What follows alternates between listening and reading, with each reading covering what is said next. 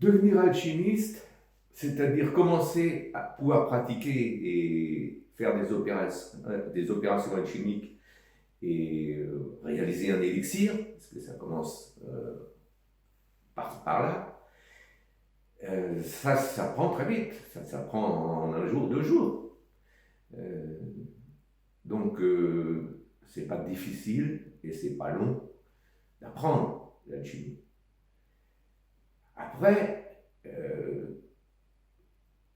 comme je l'ai déjà dit, ceci n'est que le début du chemin. Et quelle est la longueur du chemin après pour arriver à la pierre philosophale? Alors là, ça c'est une question à laquelle je ne peux pas répondre puisque c'est absolument personnel. Et c'est de toute évidence des années. Et puis ça peut être plus. Ça c'est clair. Mais si le but qui est la pierre philosophale euh, est important, ce qui est quand même le plus important, c'est le chemin.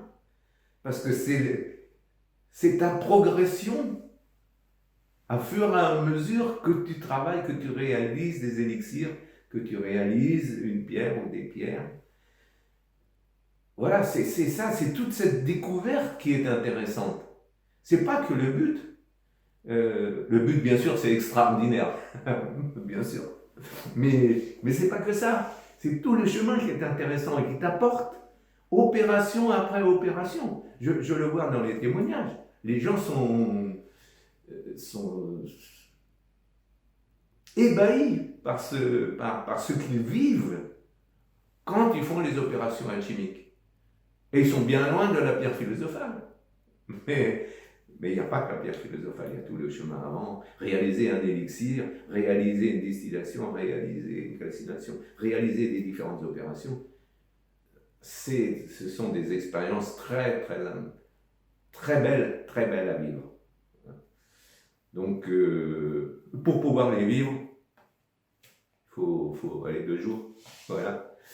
Et après, après c'est le chemin. Et le chemin, il est beau. Et il n'y a pas que le but.